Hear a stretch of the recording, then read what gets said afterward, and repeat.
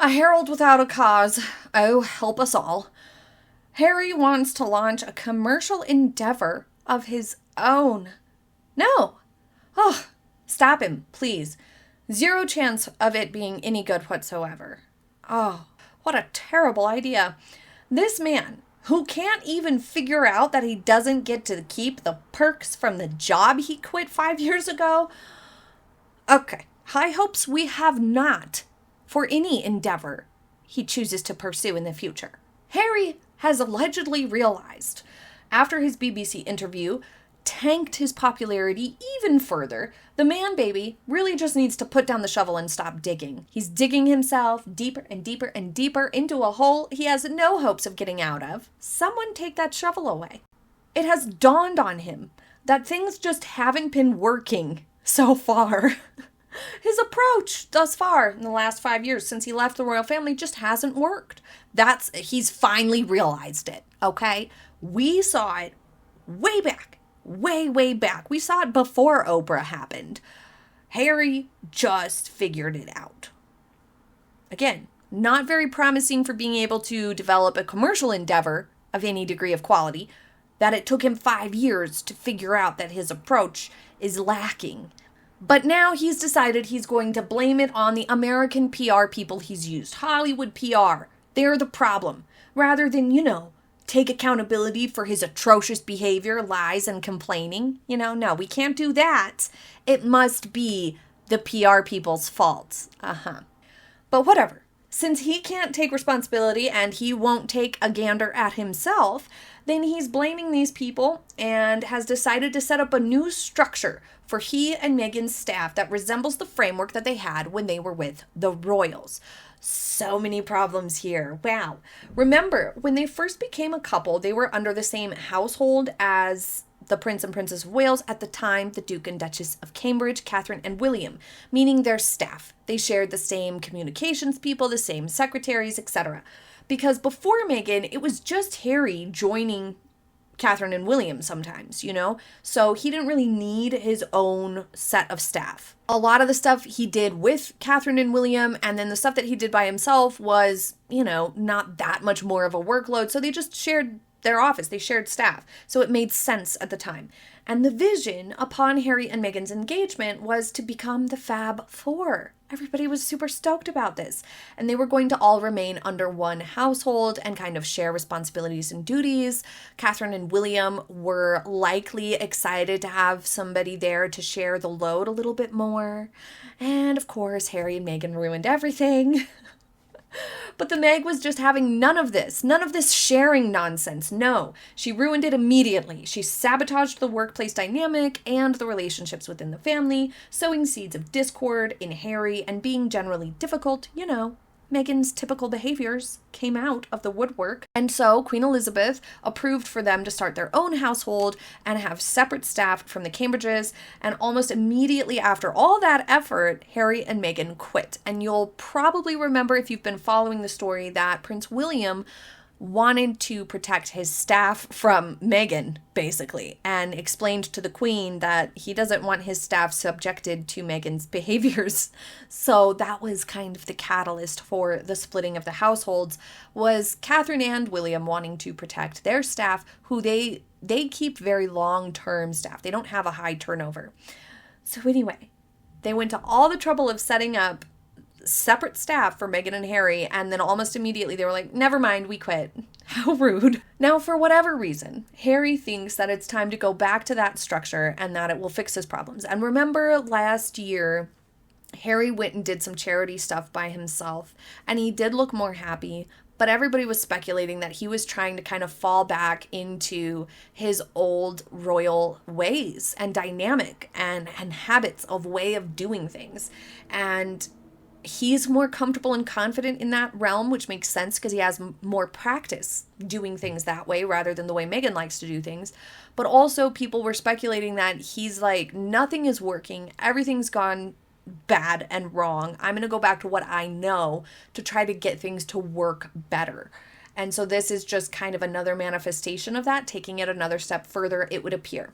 So the structure is going to be allegedly a top chief of staff overseeing everything shared by the couple, and a handful of employees that are going to be sort of floaters between Harry and Meghan's side of staff and or working on joint efforts like Archewell stuff, for example.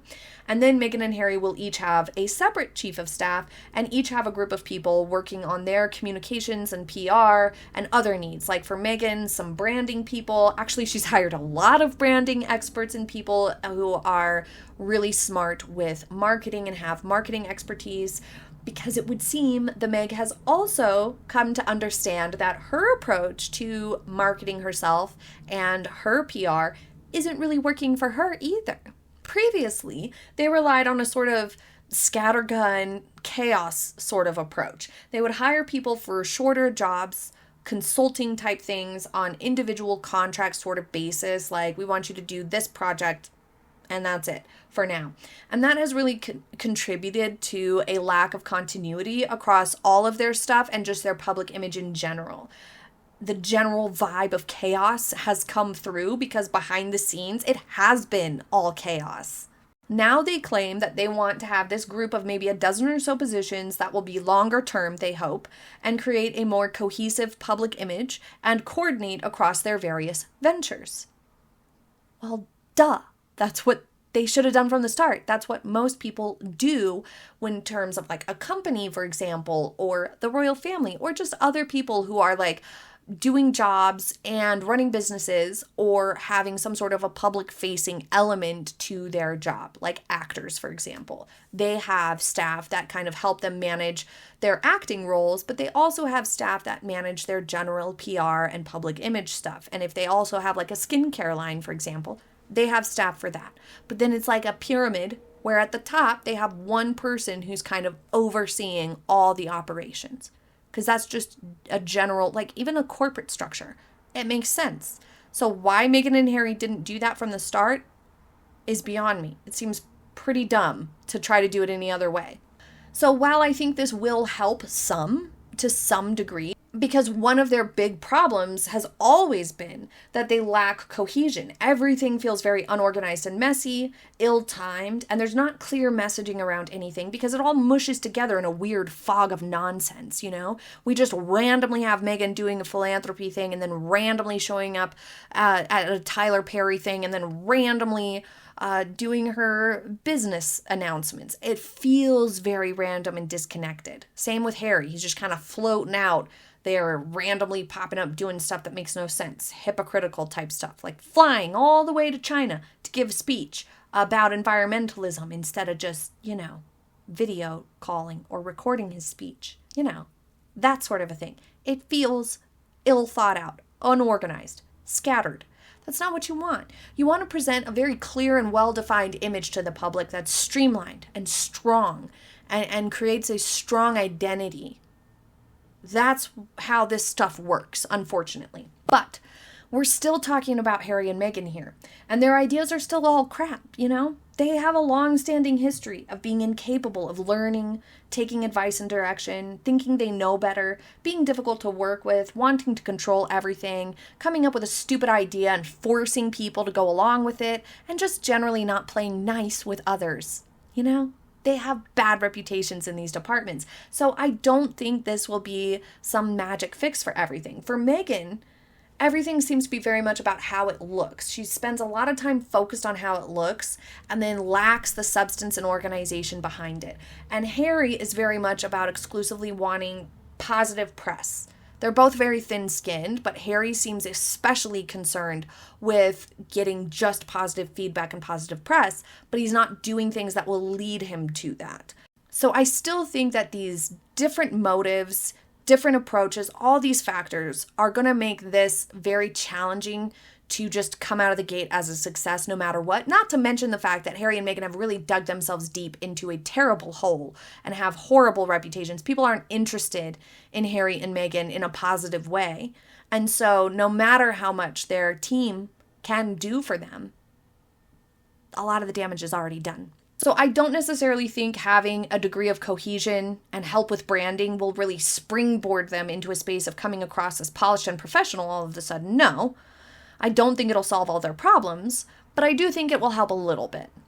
It does make them look a little bit wannabe as well, because it's really not great PR for this to be packaged as setting up a royal household structure. They should have worded this as a corporate structure or something, because this just makes it feel kind of sad, like they wish they were back with the royal family, which they probably do to some extent. And I also think, regardless of any of this, they're still too all over the map, wanting to have a lot of positive publicity and attempt to continue philanthropic endeavors while both launching commercial projects and Netflix, and then maybe continue podcasting. That's a lot of stuff for any one person, even with a lot of help. And because they threw all this nonsense out at the public at once, it feels oversaturated no matter what. It still feels unorganized and overwhelming because they're trying to do too much at once. And because from a branding perspective, from a PR point of view, none of these endeavors have a clear and well-defined image. None of them have clear branding. None of them have their own clear identity that's strong and will stand up in the public sphere. Because the truth is that most people don't follow Harry and Meghan closely at all. Most people don't care and can't really be bothered, so they just see headlines. And one day seeing a philanthropic, cause-driven work in the headlines, and the next day seeing As Ever is on hold. And then the next time they're seeing Netflix news that feels confusing to the majority of the public, leaving people wondering what the heck they're actually doing and what this is all about. It's kind of like the YouTube algorithm. Meghan and Harry's goal should be to pull in new fans, new followers, new consumers of their content or goods, whatever it is. They need to pull in people and support from the general public that don't currently care about or support the Sussexes. They need new people to come in and like them. So to that pool of people, they're sending mixed messages. Are they philanthropists delivering value and giving inspiration, campaigning for what's good, where somebody who's very values-focused might get behind them? Or are they a homely, calm, vacuous lifestyle brand that's about soft living and kind of pointless, where they might draw in some people who just like that type of content?